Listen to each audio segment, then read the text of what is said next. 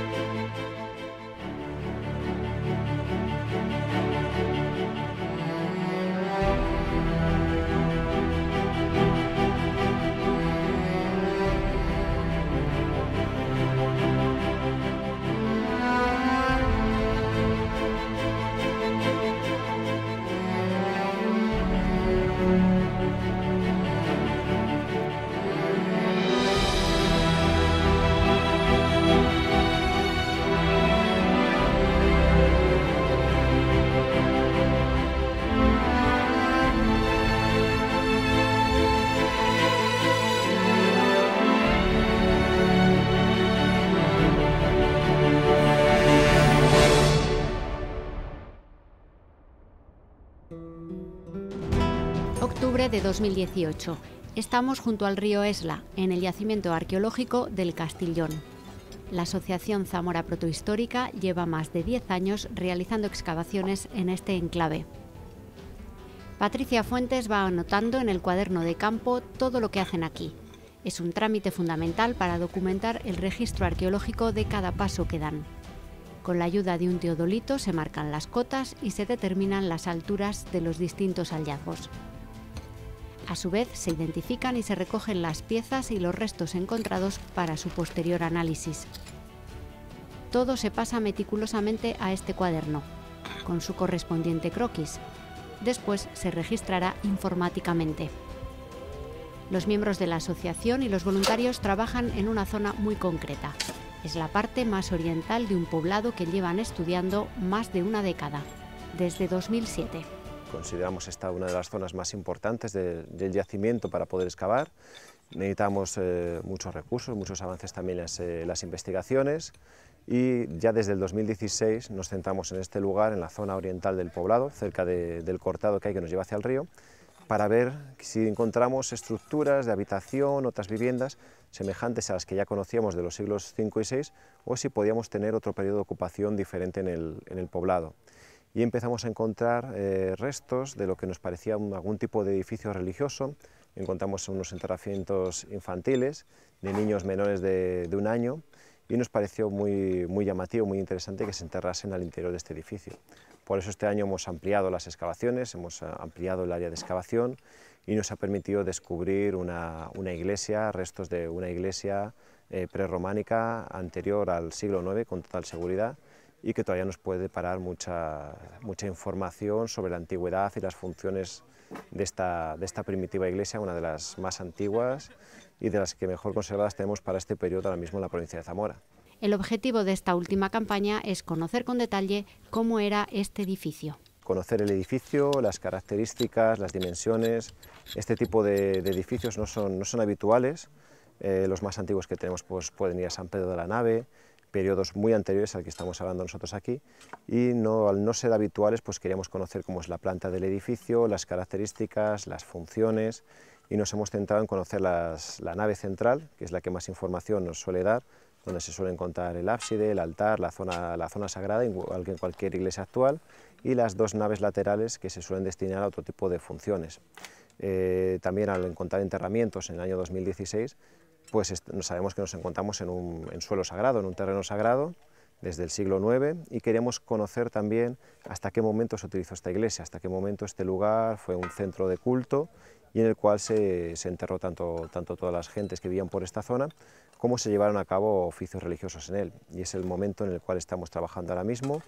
Estamos encontrando enterramientos muy posteriores al origen de este edificio, y que seguramente los análisis que vamos a hacer tanto en la Universidad de Murcia como en el País Vasco nos van a dar información sobre todo tanto de la antigüedad como de quiénes eran estas personas, el modo de vida que tenían, las enfermedades que tuvieron, la alimentación, y que nos va a permitir conocer muy bien la gente que vivió en esta zona durante estos periodos.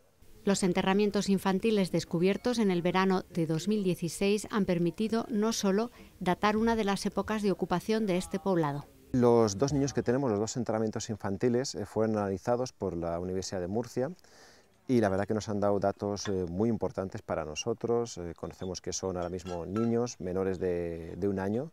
Es raro que estos niños se entierren en un lugar sagrado, ya que suelen ser bautizados posteriormente, y sabemos que uno de ellos tenía un golpe en la cabeza, seguramente fue un motivo de su muerte.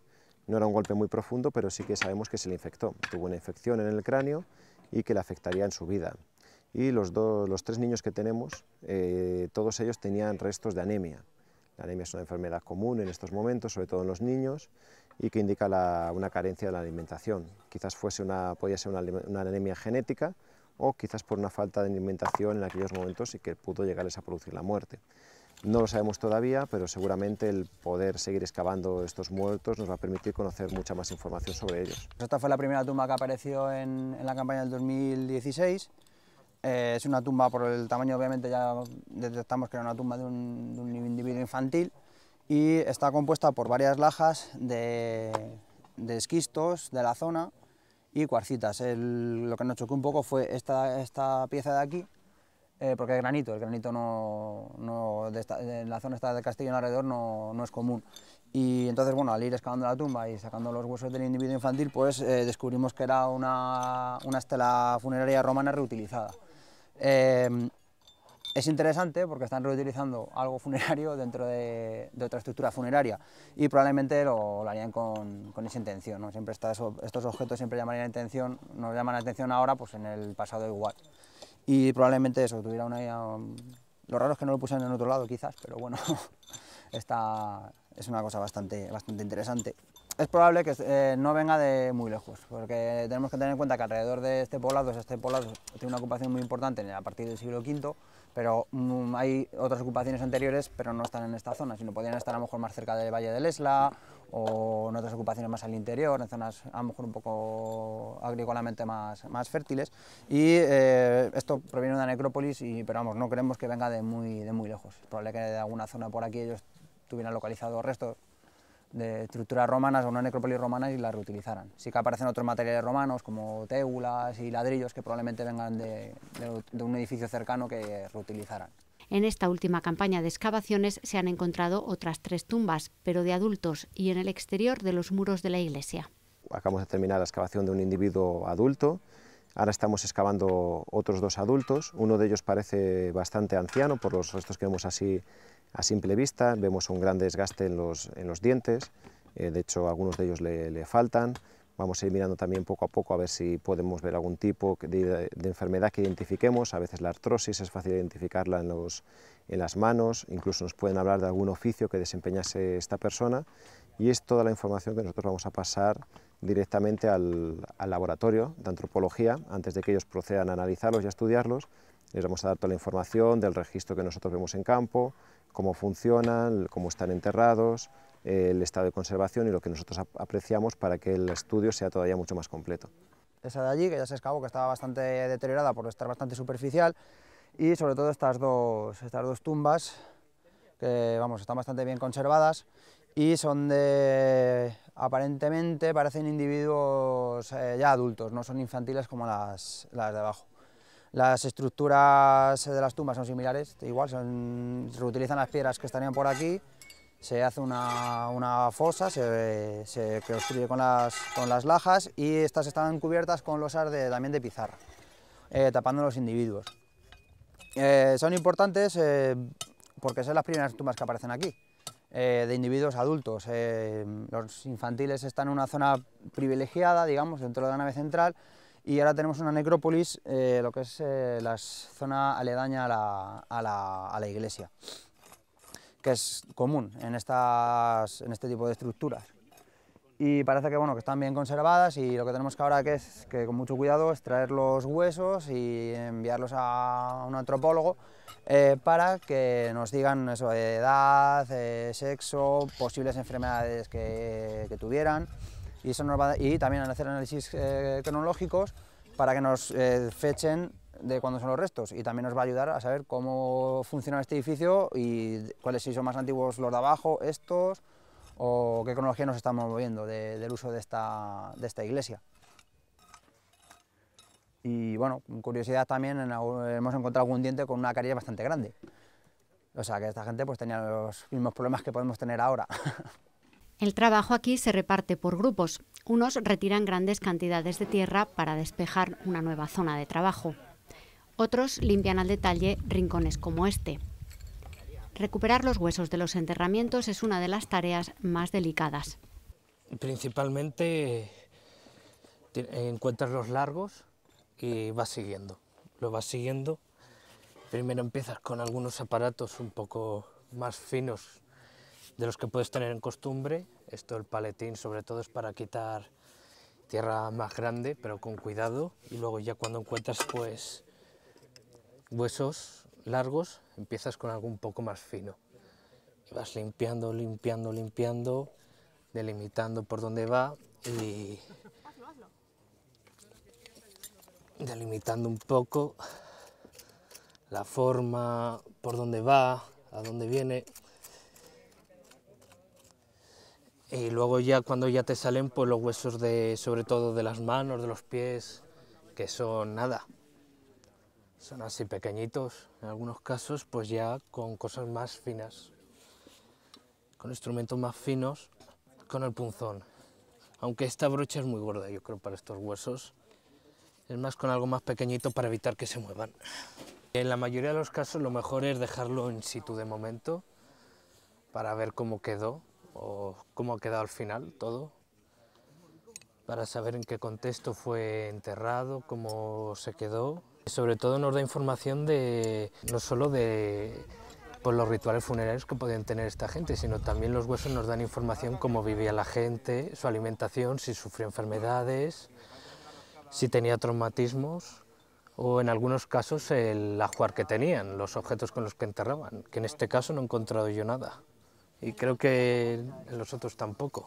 A mí generalmente que me destinan siempre a trabajos en plan más duros, más de sacar tierra, más sacar piedra gorda, pues esto es como ponerse científico, trabajo delicado.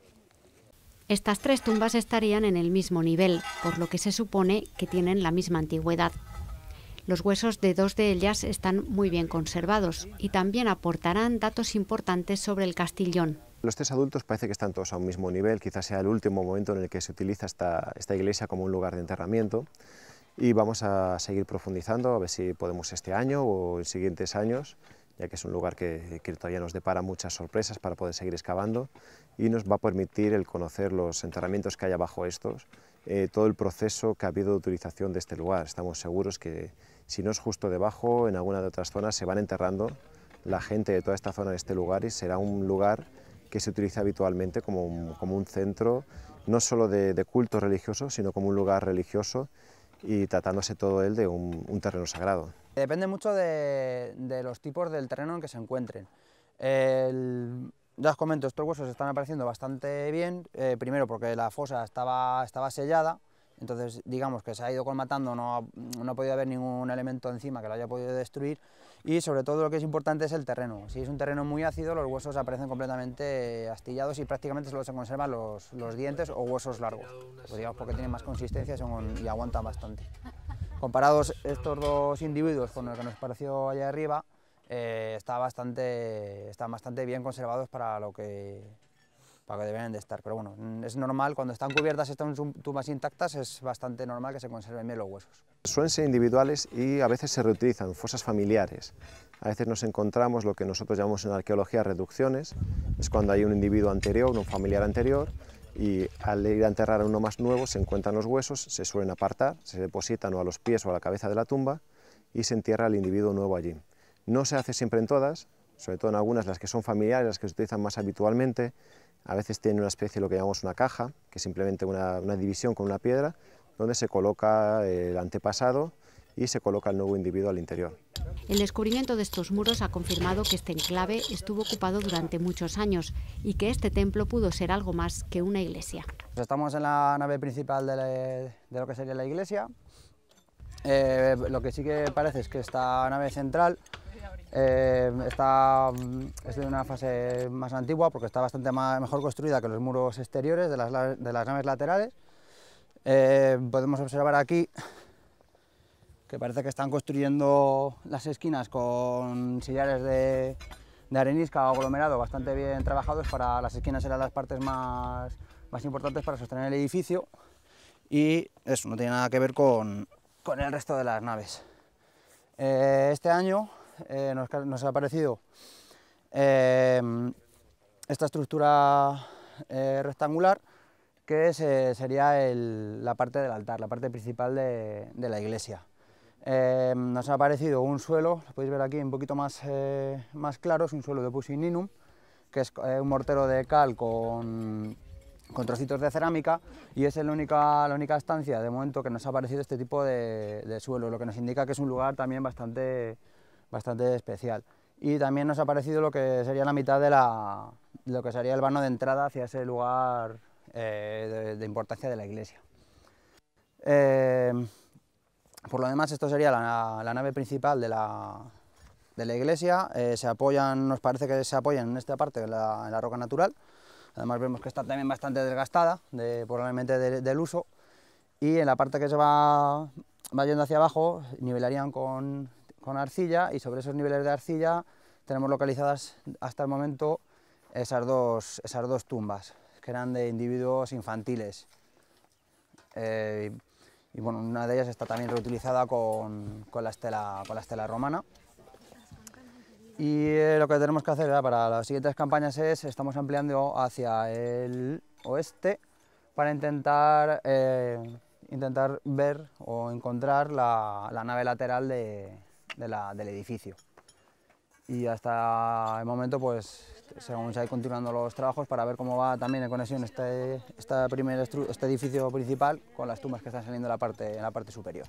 Bueno, lo que hemos localizado en la nave central es esta estructura, que está adosada al muro, pero de una altura que oscila entre los 40 centímetros, más o menos.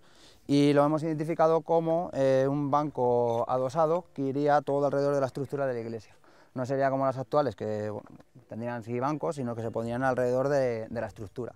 Y la tenemos localizada en la nave principal, alrededor de toda la nave, vamos. Y siempre también alrededor de los vanos de entrada, de acceso a la iglesia. Es una iglesia importante en tamaño, diríamos casi, nosotros lo consideramos casi como la guinda del pastel de este yacimiento. O sea, tenemos una ocupación antigua desde la protohistoria, justo antes de los romanos, tenemos restos romanos, ocupación alto medieval durante el periodo visigodo, y esta iglesia lo que nos viene ya a completar es un poco toda la sacralización de este lugar, como la gente lo considera como un lugar especial en la antigüedad, un lugar sagrado. Se construye una iglesia grande, con una nave central, estamos hablando de aproximadamente unos 20 metros de longitud. Es un edificio muy grande y que probablemente aún nos faltará todavía excavar en los próximos años, pero que pudiese ser parte quizás de un monasterio. No sería nada descabellado, teniendo en cuenta que tenemos muy cerca también el monasterio de la Granja de Moreruela, y sabemos que su origen se sitúa en esta zona también. Quizás la gente que vivió aquí, los últimos monjes, se trasladaron en algún momento que se abandona este edificio para fundar el gran edificio y el gran monasterio que nosotros tenemos hoy en el pueblo de la Granja. Aquel tendría su origen a partir del siglo XII, quizás es el mismo momento en el cual empieza a abandonarse, empieza a entrar en decadencia el monasterio que estamos aquí, y sea el momento en el cual pues, la comunidad empieza a crecer, haya más monjes en aquel lugar, o haya un cambio también necesario. Nosotros estamos trabajando también con las fuentes históricas, las fuentes escritas que tenemos, para ver todo lo que los códices nos reflejan, la información que tenemos nos aporta sobre este lugar, y poder complementarlo tanto con la información arqueológica como las fuentes escritas de aquel momento. De momento lo tenemos un poco en proceso de trabajo, porque no es lo más prioritario ahora mismo. Tenemos primero terminar el trabajo de aquí. Este invierno tenemos compañeros especialistas en paleografía, en historia medieval, que se dedican también a estos trabajos. Sí que tenemos referencias antiguas de la existencia de un monasterio, quizás una iglesia, en este lugar. Hay textos que nos indican que había un lugar situado a orillas del río Esla, en una zona agradable y elevada, que haría referencia casi con seguridad al lugar donde nosotros estamos. Estamos en una zona elevada, la más elevada que tenemos en esta zona del río Esla, y es un lugar totalmente agradable y un lugar muy vistoso para establecer una iglesia. Pues lo que estamos excavando en un principio es un poblado, con eso desde el siglo V en adelante, y no teníamos constancia de que hubiera aquí este tipo de estructuras religiosas. Obviamente esta gente pues, está viviendo no solo el poblado y la muralla para defenderse, sino que esta gente eran cristianos y tenían que tener su edificio religioso para la comunidad. Y pues resulta que lo hemos encontrado también en esta zona. Parecían diferentes materiales como tejas, que no es el único lugar de la excavación donde aparecían grandes cantidades de tejas, y nos está indicando que era un edificio pues, un poco más ya con entidad. Y luego también la zona por donde está, si os dais cuenta, esta es la zona de las zonas más altas del poblado y una zona que se podría visualizar alrededor del cerro. Y aparte eso, es los únicos sitios donde nos están saliendo también restos humanos de momento. La peor de las primeras ocupaciones probables de la Edad del Hierro que habría aquí en el Castellón, la época digamos de más esplendor o más auge sería a partir del siglo V, y lo que tenemos es una ocupación bastante continuada, no sabemos si continúa en el tiempo o por fases, pero está saliendo tenemos constancia de los enterramientos del siglo X, seguramente también han salido algún documento numismático aparte hasta el siglo XI, creo, XIV, y entonces ahora tenemos una ocupación en el tiempo importante, pero sobre todo es el lugar, ¿no? El lugar es un sitio que se ve, los pasos del río, y este sitio pues era bastante importante y lo que se ha mantenido en el tiempo por eso. Tenemos que ver si la ocupación es continua o no. Con todos estos datos falta ahora saber cómo y cuándo este poblado fue abandonado. El abandono final es quizás de las cosas más pendientes que tenemos, es lo más difícil también de poder identificar. Pensamos hace años que el abandono del poblado se habría producido en el siglo VI, porque no encontrábamos restos más modernos.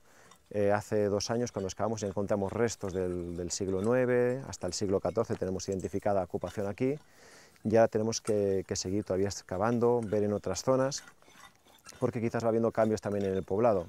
No en todos los momentos se utilizan todas las áreas de la zona, y a lo mejor lo que no encontramos aquí ahora mismo en un periodo más moderno, quizás aparezca reflejado en otro sitio. Quizás sobre todo hay muchos cambios, la zona van evolucionando históricamente, y hay momentos en los cuales las comunicaciones cambian, sobre todo al otro lado del río, el monasterio de la Granja empieza a cobrar mucha importancia, y seguramente aquella zona va a focalizar toda la población monástica que tengamos aquí. Perderá más importancia el vado del río, y quizás lo que es la actual Vía de la Plata pues tenga más importancia para las comunicaciones. Un cambio de hábitat que supuso el abandono por completo de esta zona, que habría estado habitada varios siglos. A lo largo de más de una década de trabajos en este yacimiento, la Asociación Zamora Protohistórica ha ido sacando a la luz diversas partes de todo un entramado urbanístico. Han descubierto restos de lo que fue la muralla defensiva de un poblado, así como diversas partes de viviendas, almacenes y hornos metalúrgicos, donde se llevaba a cabo la reducción del mineral de hierro.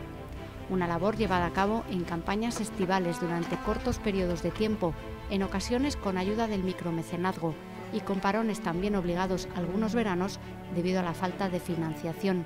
Labores en definitiva que nos están ayudando a conocer una parte de la historia de la provincia.